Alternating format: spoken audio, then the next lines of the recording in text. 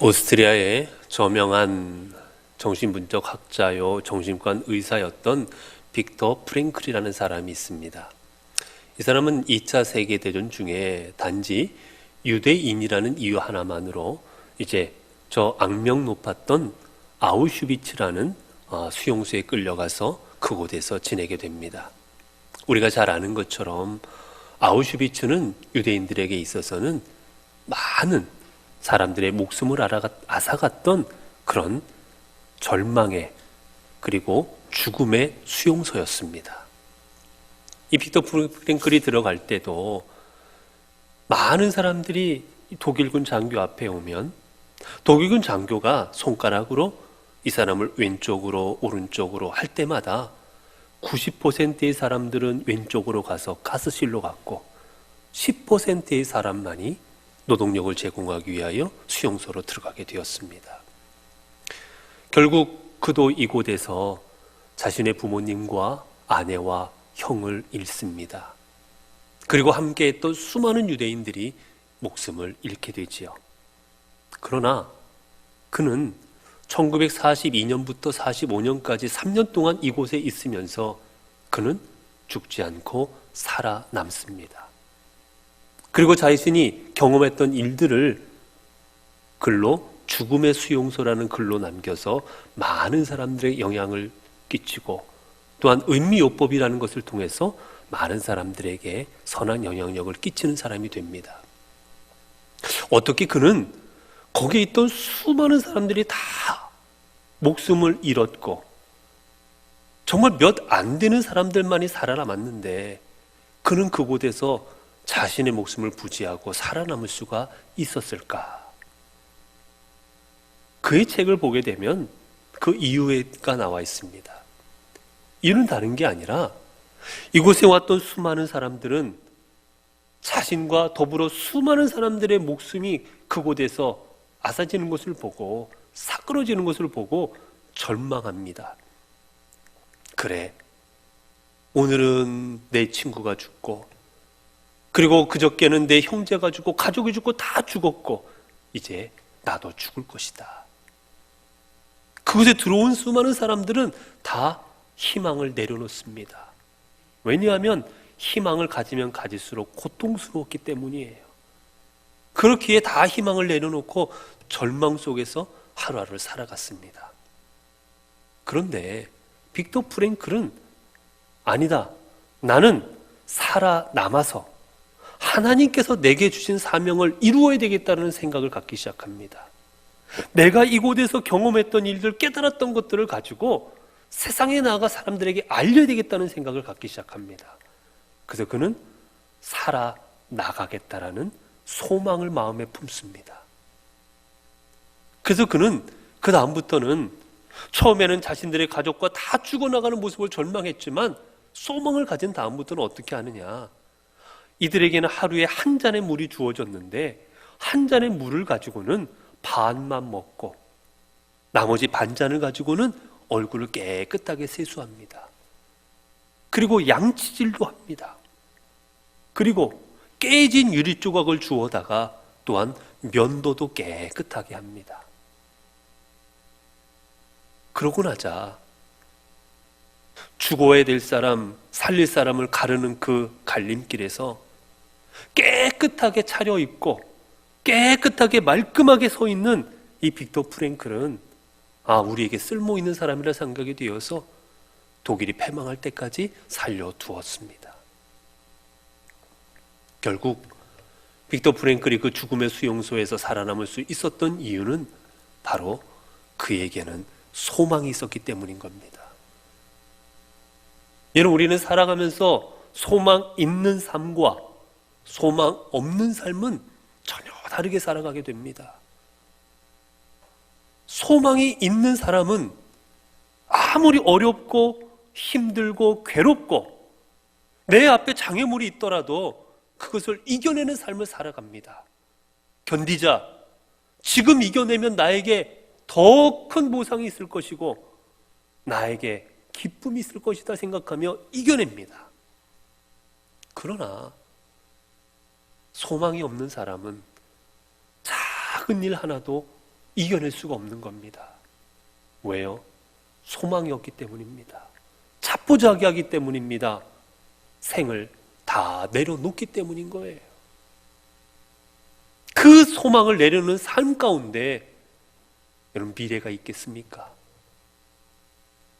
여러분 그 덩치 큰 코끼리, 그 코끼리를 길들이면 사람이 마음대로 타고 다니기도 하고 일을 시키기도 하고 사람의 마음대로 합니다. 그 큰 덩치의 코끼리, 때로는 포악한 그 코끼리를 어떻게 길들인지 아십니까?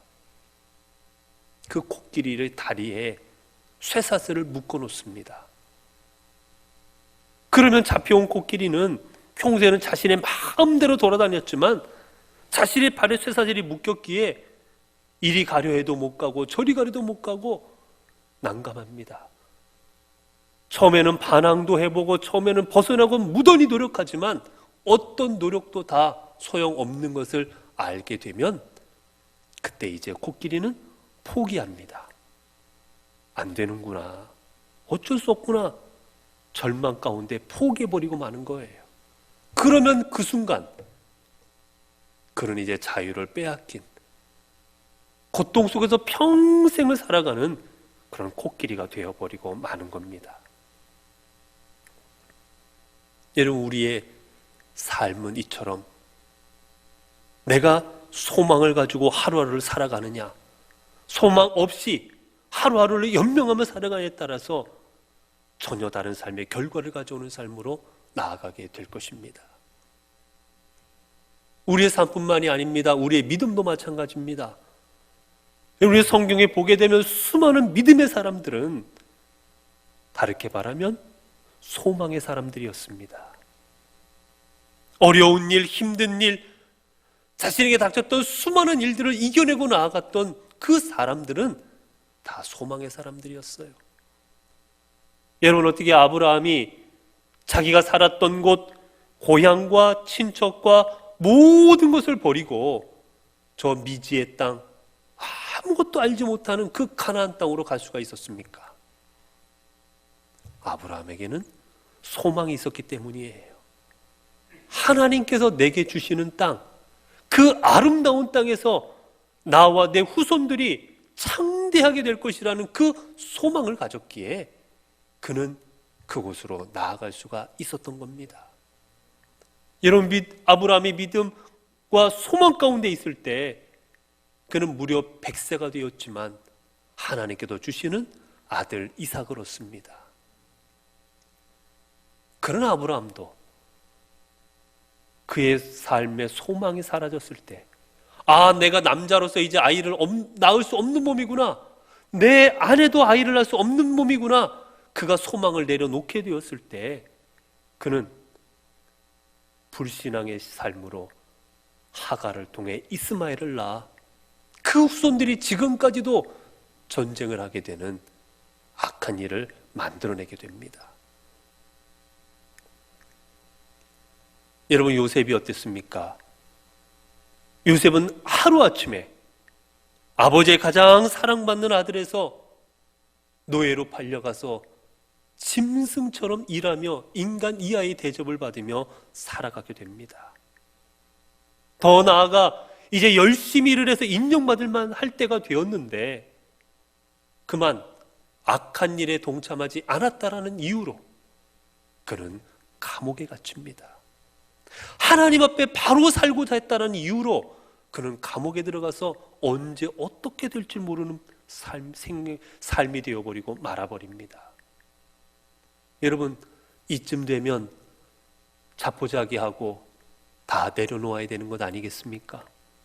그러나 그는 애굽의 가장 강대국이었던 그 애굽의 총리가 되어서 나라를 다스립니다. 어떻게 이런 일이 있을 수 있었습니까? 요셉에게는 소망이 있었기 때문이에요. 나에게 꿈을 주신 하나님, 나에게 저 비전을 주신 하나님께서 나를 외면하지 아니하시고 나를 도우시고 인도하셔서 반드시 하나님께서 주신 말씀을 이루실 것이라는 그 소망이 있었기에 그는 그 어려운 일들을 이겨낼 수 있었던 겁니다. 그렇습니다. 여러분, 오늘도 우리가 믿음으로 살아가고자 한다면 우리에게 필요한 건 바로 소망입니다. 여러분, 우리 주변을 돌아보면 우리가 살아가는 우리의 이 땅, 오늘 우리의 현실이 얼마나 어둡습니까? 작년 한 해만 돌아보더라도 참 어려운 일들이 많았고 올 한 해도 더 나아질 기미가 아직은 보이지를 않습니다. 코로나19로 인한 질병으로, 또한 그로 인해 야기되었던 경제적인 수많은 일들이 아직도 우리에게 두려움입니다. 이로 인해 야기된 혼란을 아직도 이겨내기가 어렵습니다. 그뿐만입니까? 사회, 정치적으로 얼마나 이 나라, 이 땅 지금 혼란스럽고 안정되지 못하고 있습니까? 그뿐만이 아닙니다. 더 나아가면 가장 이 땅에 숭고해야 될 사랑마저 무너져 내리고 있습니다. 가장 숭고한 사랑은 부모의 사랑이 아닙니까? 어머니의 사랑이 아닙니까? 세상의 모든 건 다 무너져도 마지막까지 지켜야 되는 건 그 부모가 자식에 대한 사랑이 아니겠습니까? 예전에는 부모를 위하여 부모가 자식을 위해 목숨 바치는 일이 흔했지만 이제는 부모의 욕심과 이기심으로 자녀를 학대하고 도리어 자녀의 목숨을 앗아가는 부모들이 우리 주변에 얼마나 많은지 모릅니다. 이런 암울한 현실 속에서 도무지 우리에게 희망이라는 건 보이지 않는 것 같은 절망스러운 상황 속에서 오늘 우리는 이 날을, 우리에게 주어진 이 날들을 어떻게 살아가야만 되겠습니까?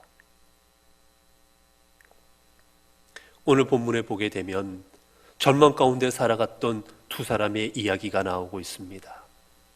이 두 사람은 아마도 예수님을 따르는 사람들이었던 것 같습니다. 예수님의 말씀을 듣고 이분이 메시아구나, 이분을 통해서 우리에게 구원이 임할 거라는 마음으로 예수님을 따랐던 두 사람이었습니다. 그런데 예수님께서 십자가에 달려 돌아가시게 되자 이들은 이제 앞이 캄캄해집니다. 이제 누구를 따라야 될지, 이제 무엇을 해야 될지를 모르겠습니다. 이 사람들은 어떤 사람입니까?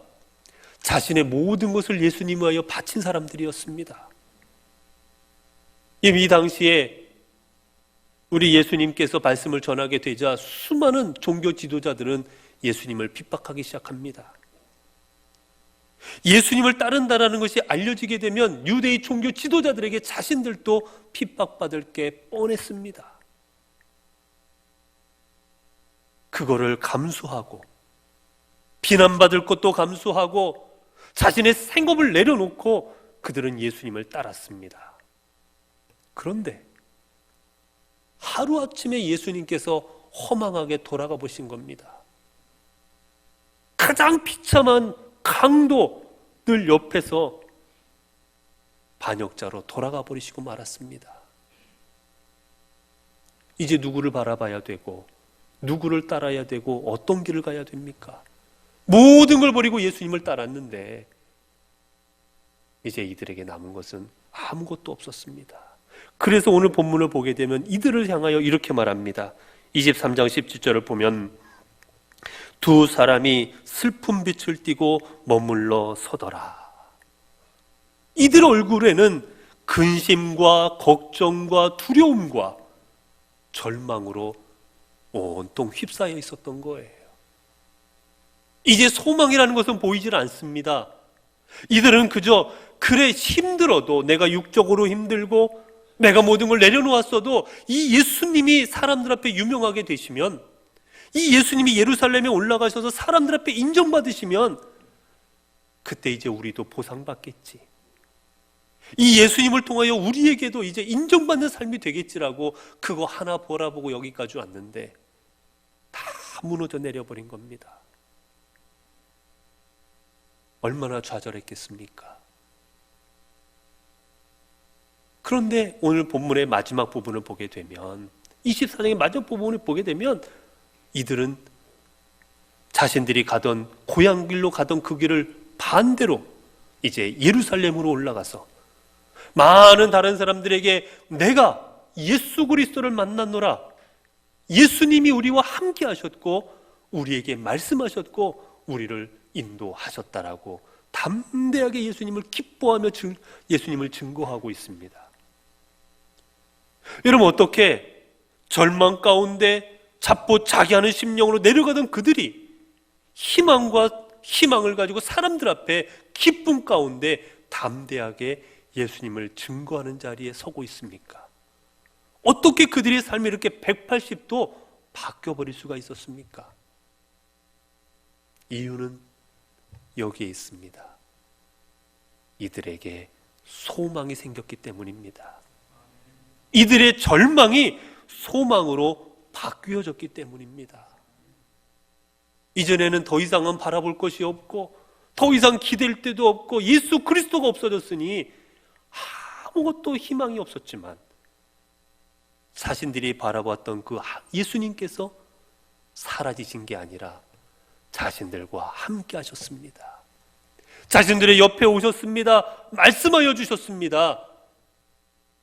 그리고 그들의 삶을 인도해 주시기도 약속하셨습니다. 예수님을 만나고 예수 그리스도를 통하여 말씀을 깨닫게 되자 끝난 게 아니구나, 모든 게 사라져버린 게 아니구나, 그들은 깨닫게 되었고 이제 주 안에서 새로운 삶이 시작이 되는구나, 주님이 우리를 통하여 새로운 역사를 이루어 가실 것이구나, 우리를 통하여 새로운 나라를 이루실 것이구나 알게 되자 그들의 절망은 소망이 됩니다. 소망을 갖게 되자 힘들고 어려운 삶의 환경은 아무것도 바뀐 게 없었지만 그들은 하나님의 능력의 사람들이 되어 예루살렘으로 올라가게 된 겁니다. 이처럼 소망이 사람을 바꿉니다. 여러분, 이들이 예수님 안에 소망을 갖게 된 것 다른 거 아닙니다. 예수 그리스도를 만났기 때문입니다. 여러분, 우리가 절망 가운데 있더라도 주님을 만나기만 한다면, 소망 되신 예수 그리스도를 만나기만 한다면 우리의 삶은 절망이 아닌 소망의 삶이 될 것입니다. 혈루증 앓던 여인, 수많은 세월을 그는 12년의 수많은 그 오랜 기간 동안 자신의 병을 고치고자 무던히 애를 썼지만 어떤 것으로 자신의 병을 고칠 수가 없었습니다. 여러분, 그녀가 어떻게 자신의 병에 나음을 입습니까? 소망을 품고 예수 그리스도에게 나아갔을 때, 그리고 소망 가운데 주님을 만났을 때 그녀의 삶이 변화된 거예요. 그녀가 그토록 간구했던 그 병이 나음을 입고 회복이 되는 겁니다. 38년에 베스다의 연못가에 있던 그 사람, 38년이나 그 병에서 노임을 받지 못했지만 절망 가운데 나는 어떤 사람이 나를 저 물가로 베데스다 연못에 넣어주지 않아서 나는 이대로 살아갈 수밖에 없는 사람입니다, 좌절하고 자포자기하고 살아갈 때 소망 되신 예수 그리스도가 그를 만나주셨고, 비록 물에 들어가지 않았어도 예수 그리스도로 인하여 그의 인생은 바뀌어지고 그의 인생은 절망이 아닌 소망의 삶이 될 수가 있었습니다. 수많은 사람들, 중풍병으로, 나병으로, 수많은 병들로 인해서 인생을 포기하고 살아갔던 사람들이 예수 그리스도를 만났을 때 그들은 더 이상 모든 것을 포기한 절망의 삶이 아닌 예수 그리스도로 말미암는 그들은 소망의 삶으로 다 살아가게 되었습니다. 여러분, 그렇습니다. 하나님은 우리에게 소망의 하나님이 되어 주십니다. 여러분, 그렇기에 서신서와 사도행전을 통하여 수많은 소망을 얘기했던 사람이 바로 사도 바울입니다. 그는 자신이 서신서를 통해서 36차례 이상 소망의 하나님, 소망을 가지고 이야기합니다. 그가 로마서 15장 13절 통해 이렇게 권면합니다. 소망의 하나님이 모든 기쁨과 평강을 믿음 안에서 너희에게 충만하게 하사 성령의 능력으로 소망이 넘치게 하시기를 원하노라. 소망의 하나님, 그는 그렇게 고백합니다. 너희의 하나님은 다른 하나님이 아니라 소망의 하나님이시다. 이 하나님이 너희에게 기쁨과 평안을 주실 것이다. 너희 삶에 더 많은 소망으로 풍성하게 채워 주실 것이다. 여러분, 왜 하나님께서 우리의 삶에 소망이 되십니까? 그건 바로 하나님은 우리와 함께 하시며 우리를 도우시고 우리를 일으켜 세워주시고 우리를 붙들어 주시고 내 모든 어려운 삶의 환경들을 이겨내게 하실 분이기 때문입니다. 그래서 우리 하나님께서는 이사야를 통해 이렇게 말씀하셨지요. 두려워하지 말라, 내가 너와 함께 함이라. 놀라지 말라, 나는 내 하나님이 됨이라. 내가 너를 굳세게 하리라. 참으로 너를 도와주리라. 참으로 나의 의로운 오른손으로 너를 붙들리라. 또한 이사야 43장 1절에 3절 등에 말씀하십니다. 너는 두려워하지 말라, 내가 너를 구속하였고 내가 너를 지명하여 불렀나니 너는 내 것이라. 내가 물 가운데 지날 때 내가 너와 함께 할 것이라. 강을 건널 때 물이 너를 침몰하지 못할 것이며 내가 불 가운데 지날 때 타지도 아니할 것이요 불꽃이 너를 사르지도 못하리니 대전하는 여호와 내 하나님이요 이스라엘의 거룩한 이요 내 구원자임이라. 여러분, 우리 하나님께서 우리와 함께 하셔서 내가 어떠한 삶의 자리에 있든지 내 오른손을 잡아 일으켜 주시고 나를 붙드시고 힘을 주시고 도와주시고 물 가운데 지날 때 물이 빠지지 않게 하시고 불 가운데 지나도 타지 아니하게 하신다는데, 여러분, 우리가 소망을 갖지 않을 수 있겠습니까? 이 하나님이 우리와 함께 하시는데 우리가 무엇인들 두려워할 수가 있겠습니까? 그렇기에 야곱이 아버지와 형을 속이고 이제 형의 죽이고자 하는 그 상황으로 벗어나고자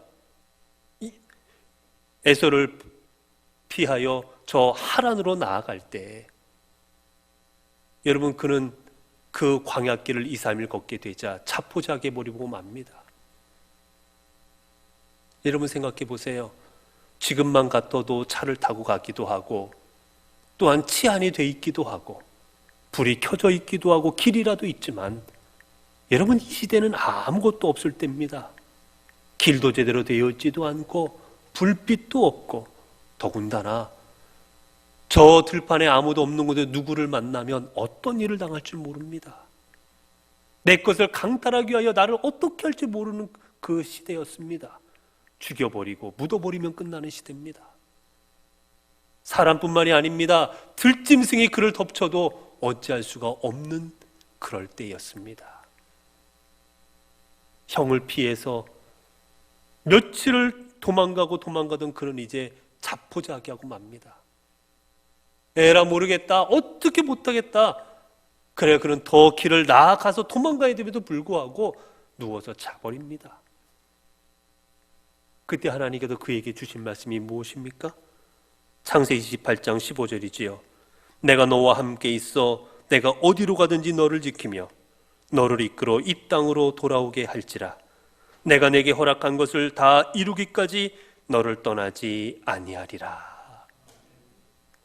하나님 주신 말씀은 다른 게 아니었어요. 야곱아, 내가 돌아올 때까지 내가 너를 떠나지 아니할 것이다. 내가 너와 함께하여 너를 지켜줄 것이다. 그러자 야곱은 고백합니다. 16절에 야곱이 잠깨어 이르되 여호와께서 과연 여기 계시거늘 내가 알지 못하였도다. 하나님이 나와 함께 하시거늘 내가 깨닫지 못하고 좌절하고 절망하였구나. 하나님이 나를 도우셔서 이 길을 끝까지 가게 하시고 돌아오게 하시겠구나. 그는 이 사실을 깨닫게 되자 소망 가운데 나아갑니다. 결국 그는 하나님의 위대한 사람이 될 수가 있었지요. 여러분, 그렇기에 다윗은 어떻게 고백했습니까? 우리의 소망은 모두 하나님께 있음을 이렇게 고백합니다. 시편 39편 7절을 통해 주여 이제 내가 무엇을 바라리요 나의 소망은 주께 있나이다. 또한 62편 5절을 통해서도 나의 영혼아 잠잠히 하나님만 바라라. 물은 나의 소망이 그로부터 나오는도다. 힘들고 어렵고 고통스럽더라도 내 영혼아 하나님을 바라보아라. 왜냐하면 그 하나님이 내게 소망이 되어 주실 것이기 때문이다.